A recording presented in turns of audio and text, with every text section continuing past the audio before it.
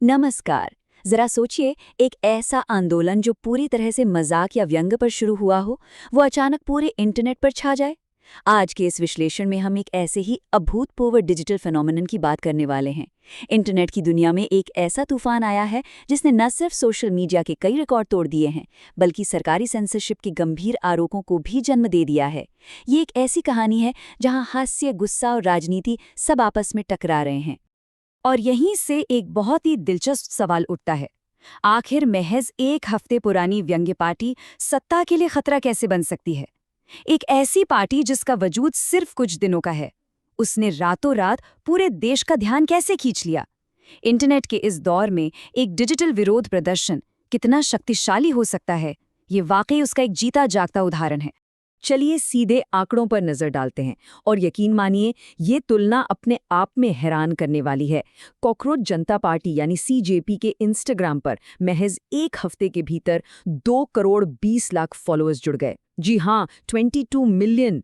वहीं दूसरी तरफ दुनिया की सबसे बड़ी राजनीतिक पार्टी मानी जाने वाली सत्तारूढ़ बीजेपी के इंस्टाग्राम पर लगभग 90 लाख फॉलोअर्स हैं।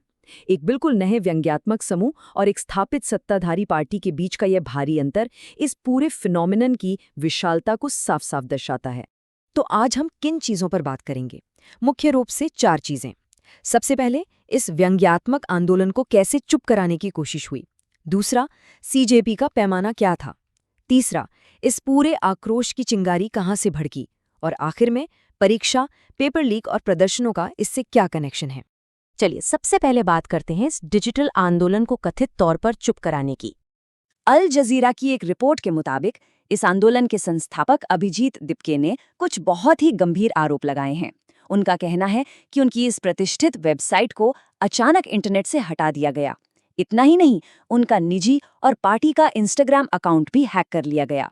अब ये सीधे तौर पर डिजिटल दुनिया में अभिव्यक्ति की आज़ादी और सेंसरशिप को लेकर एक बहुत बड़ी बहस खड़ी कर देता है। अब आप सोच रहे होंगे, ये सीजेपी आखिर है क्या? तो देखिए, कॉकरोच जनता पार्टी असल में एक वायरल ऑनलाइन राजनीतिक व्यंग्य आंदोलन है। इसका जो शॉर्ट फॉर्म है ना, सीजेपी, ये कोई इत्तेफाक नहीं है। इसे जानबूझकर सत्तारूढ़ बीजेपी यानी भारतीय जनता पार्टी के नाम की तर्ज पर रखा गया है ताकि उन पर सीधा कटाक्ष किया जा सके। आप इसे राजनीति, विरोध और हास्य का एक अनूठा डिजिटल कॉकटेल कह सकते हैं। अब जरा इस आंदोलन की स्केल यानी पैमाने की बात कर लेते हैं कि ये कितना बड़ा हो गया था। 1 मिलियन यानी पूरे 10 लाख। बॉस्टन यूनिवर्सिटी के छात्र और इस पार्टी के संस्थापक अभिजीत दिपके बताते हैं कि लॉन्च होने के बाद सिर्फ 1 सप्ताह के भीतर 10 लाख लोगों ने इस आंदोलन से जुड़ने के लिए साइन अप कर लिया। किसी नए और पूरी तरह से व्यंग्य पर आधारित डिजिटल अभियान के लिए महज कुछ दिनों में इतने लोगों का जुड़ना सच में एक ऐतिहासिक बात है। और बात सिर्फ साइन अप पर आकर नहीं रुकी। लगभग 6 लाख लोगों ने इस आंदोलन द्वारा शुरू की गई याचिकाओं पर बाकायदा हस्ताक्षर भी किए। ये आंकड़ा इस बात का सबूत है कि ये सिर्फ इंटरनेट पर शेयर होने वाला कोई मीम नहीं था, बल्कि लोग वाकई ज़मीनी बदलाव के लिए एक्शन लेने और अपनी आवाज़ बुलंद करने के लिए आगे आ रहे थे। लेकिन सवाल ये है कि इस पूरे विवाद की शुरुआत कहाँ से हुई? वो आक्रोश की चिंगारी आखिर क्या थी? अगर हम इस टाइमलाइन को देखें तो चीज़ें कितनी तेज़ी से आगे बढ़ीं, ये हैरान करता है। कहानी शुरू होती है मई की शुरुआत में मुख्य न्यायाधीश की एक टिप्पणी से। इसके जवाब में सीजेपी को लॉन्च किया जाता है। फिर महज 7 दिनों के अंदर इसे 2.2 करोड़ फॉलोअर्स मिल जाते हैं। और फिर अचानक 23 मई को वेबसाइट को हटाए जाने की खबरें सामने आ जाती हैं। सब कुछ इतनी तेजी से हुआ कि किसी को संभलने का मौका ही नहीं मिला। तो इस पूरी टाइमलाइन में जो सबसे अहम मोड़ था, वो था मई की शुरुआत में भारत के मुख्य न्यायाधीश सूर्यकांत की एक टिप्पणी।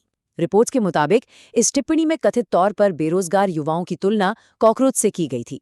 बस इसी एक बयान ने युवाओं में गहरी नाराजगी पैदा कर दी और इसी बयान को एक व्यंग्य का हथियार बनाकर इस पूरे आंदोलन का नाम कॉकरोच जनता पार्टी रख दिया गया। लेकिन यहाँ पूरी तस्वीर देखना जरूरी है ताकि बात निष्पक्ष रहे। मुख्य न्यायाधीश ने बाद में अपनी इस टिप्पणी पर बाकायदा स्पष्टीकरण दिया था। उन्होंने साफ किया कि उनका इशारा फर्जी डिग्री धारकों की ओर था, न कि देश के आम युवाओं की ओर। उन्होंने युवाओं को विकसित भारत का स्तंभ भी बताया। लेकिन जब तक ये स्पष्टीकरण सामने आया, तब तक इंटरनेट पर व्यंग्य और गुस्से की लहर दौड़ चुकी थी। अब आते हैं इस पूरे मुद्दे की ज़मीनी हकीकत पर, यानी परीक्षाएं, पेपर लीक और प्रदर्शन। जाहिर है कोई भी व्यंग तब तक इतना विशाल रूप नहीं लेता जब तक उसके पीछे कोई बड़ी और वास्तविक समस्या न हो।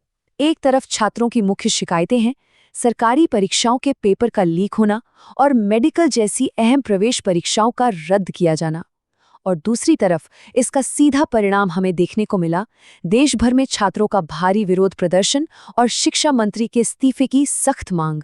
इससे ये बिल्कुल साफ हो जाता है कि ये पूरा मामला महज किसी एक बयान का नहीं था।